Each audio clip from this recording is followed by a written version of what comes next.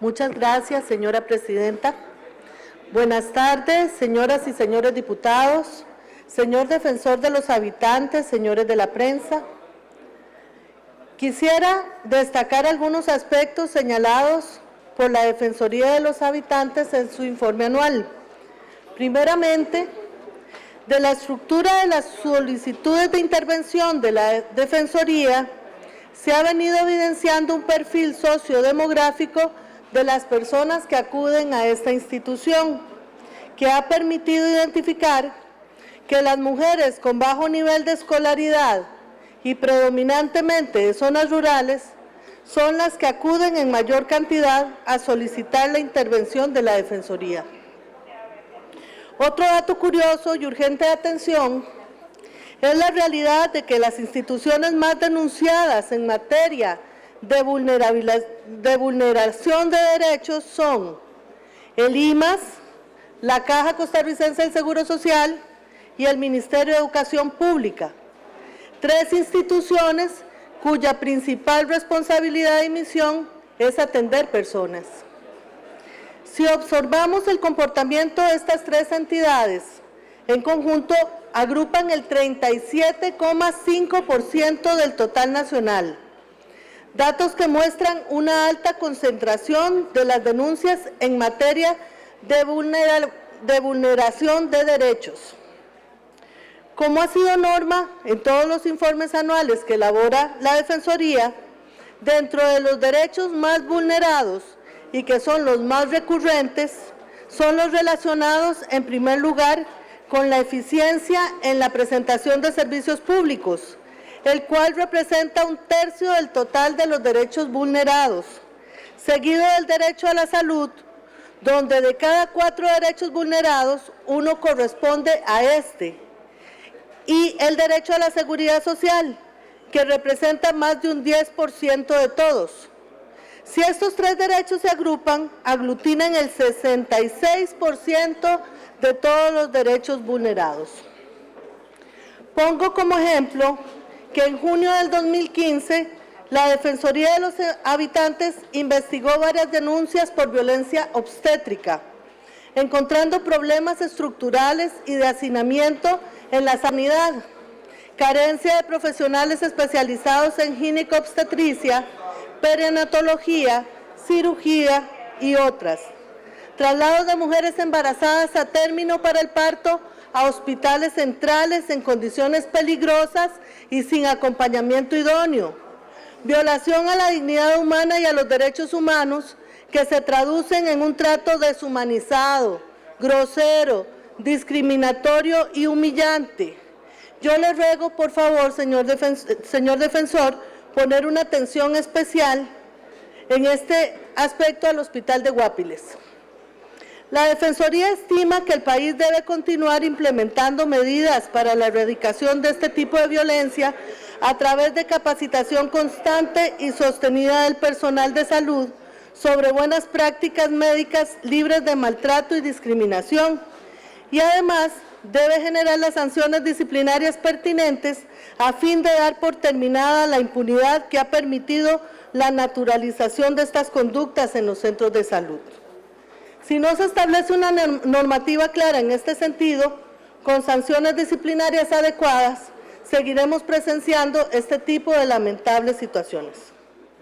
En segundo lugar, deseo señalar el grave hecho de que el país vivió en los primeros meses del 2018 un aumento desmedido de los femicidios, que debe llamar la atención del país en su conjunto, pues a pesar de los importantes esfuerzos que el Estado y la sociedad civil organizada realizan, desde hace muchos años este flagelo está lejos de ser erradicado.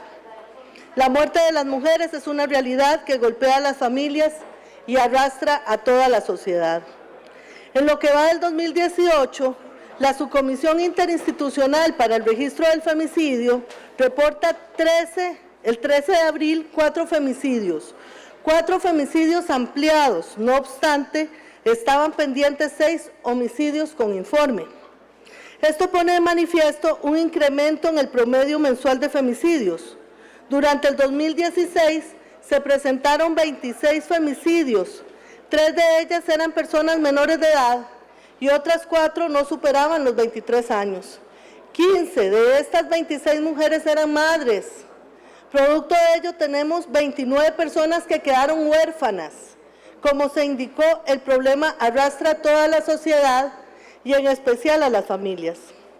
La Defensoría hace un llamado vehemente a las instituciones del Estado que tienen la responsabilidad de prevenir, atender y sancionar la violencia hacia las mujeres, evaluar lo que se está haciendo o lo que no se hace, identificar en qué se está fallando, qué se está haciendo mal y lo que debe ser corregido de forma inmediata para actuar con la debida diligencia y en consonancia con la gravedad de este asunto. Por último, quisiera destacar el dato lamentable de que en Costa Rica una tercera parte de la población corresponde a niños y niñas adolescentes de los 0 a los 17 años, con un estimado de 1.310.993 seres humanos, y de esta un 33,6% viven en condición de pobreza y pobreza extrema, en su mayoría vinculadas con la jefatura de hogar femenina. A ello se suma que en el periodo 2015-2016 la Defensoría hizo una lectura de las fortalezas y retos del Estado costarricense para cumplir con los objetivos de desarrollo sostenible, lectura que se acompañó de recomendaciones para contribuir a superar los retos y potenciar las fortalezas en la consecución de estos objetivos. El resultado del trabajo realizado por la Defensoría, al analizar lo relativo a las acciones para poner fin a la pobreza, condujo además a que la institución iniciara un proceso para definir una estrategia de intervención que permita conocer y comprender por qué el sistema actual de combate a la pobreza no brinda los resultados esperados y así contar con mejores fundamentos para la recomendación de cambios institucionales, en razón de que una de las principales conclusiones fue que el porcentaje de familias en condición de pobreza se mantiene estancado desde hace aproximadamente 25 años, pese a las acciones que diversas instituciones realizan y los cuantiosos esfuerzos con recursos económicos invertidos para este fin. Así se creó el Programa de Pobreza y Exclusión, cuyo objetivo es identificar, analizar y evidenciar los vacíos, debilidades, fortalezas y buenas prácticas de las políticas públicas de la institucionalidad costarricense, diseñadas para el combate y la superación de la pobreza y de aquellas destinadas a atender las necesidades de las personas que viven en esta condición, con la finalidad de generar propuestas de acción pública que permitan a las poblaciones en condiciones de pobreza el goce permanente de sus derechos a través de estrategias estatales integrales y con una perspectiva estructural. El cumplimiento del programa ha sido previsto de manera que cada dirección de la Defensoría realice aportes mediante la investigación de políticas, programas y funcionamiento de instituciones encargadas del combate a la pobreza. En este sentido, la experiencia institucional de las regionales de la Defensoría revela que no siempre, óigame bien, no siempre las personas en mayor condición de pobreza son quienes más solicitan o tienen mayor acceso a los beneficios y servicios dispuestos por el Estado para ayudarles a superar esa condición. De igual manera, se ha formulado la hipótesis de que las y los tomadores de decisiones podrían no estar considerando las particularidades de la población de cada región del país al momento de diseñar y ejecutar los planes de combate a la pobreza. En el fondo, de lo que se trata es de fortalecer las capacidades de los ciudadanos para ampliar sus opciones y oportunidades. Labor encomiable que queda en nuestras manos día a día con la implementación de leyes capaces de mejorar esto, y de la Defensoría, que debe profundizar en el análisis y solución de estas situaciones. Señor Defensor, ¿qué soluciones concretas promoverá la Defensoría con relación al tema de la vulnerabilización de derechos de las instituciones de atención social, en este caso el IMAS, la Caja y el MEP? ¿Qué acciones sugiere la Defensoría para mejorar la calidad de vida de las mujeres costarricenses en materia de atención ginecológica y en los casos relacionados con la calidad de servicios que reciben las mujeres en las salas de maternidad?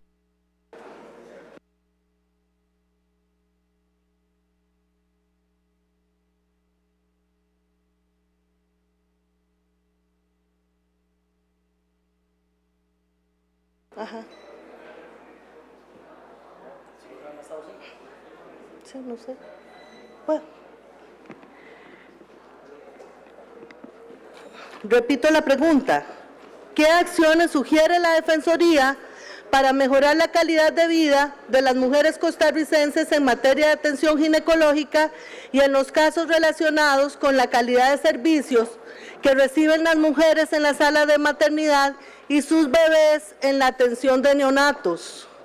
¿Qué políticas concretas promoverá la Defensoría de los Habitantes para lograr la disminución de la violencia contra la mujer que se manifiesta en femicidios?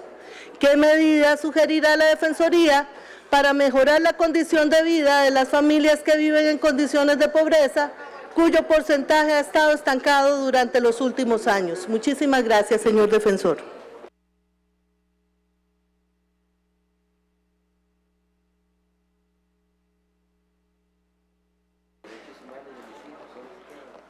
Muchas gracias, señora diputada. Muchísimas gracias por tocar tres temas que son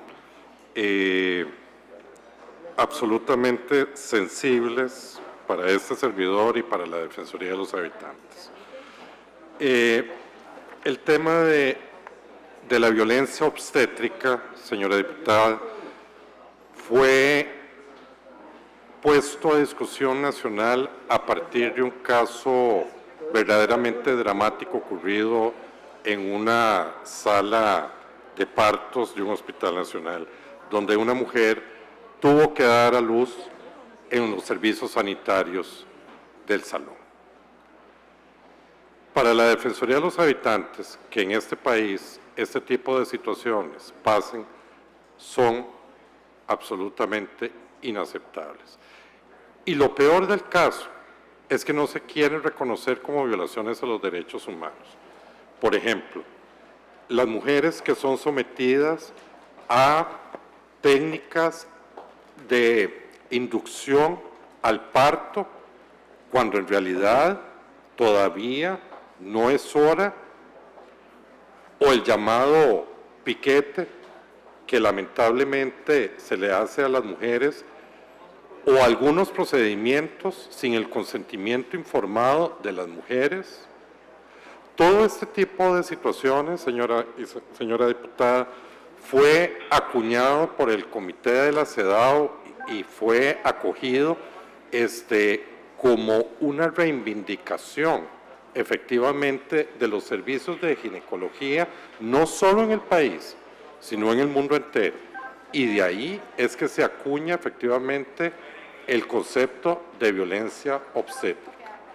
Fue la Defensoría de los Habitantes, y con gran orgullo lo digo por mis compañeras de la Defensoría de la Mujer, quienes llevaron a conceptualizar precisamente lo que usted bien ha señalado, señora diputada.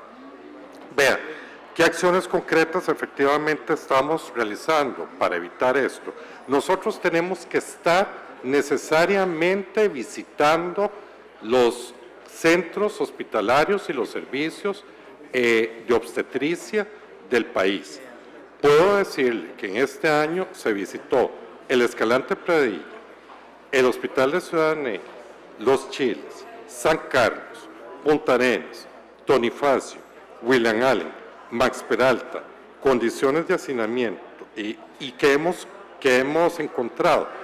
Persisten condiciones de hacinamiento y falta de equipos y violación al derecho a la información.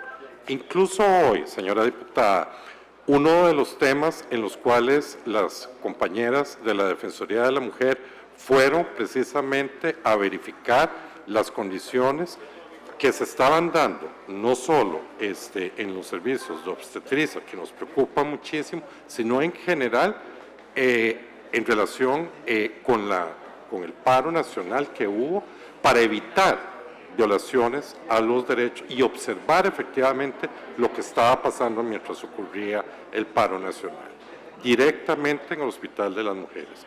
Y tengo el reporte en mi correo que se lo puedo hacer llegar gustosamente.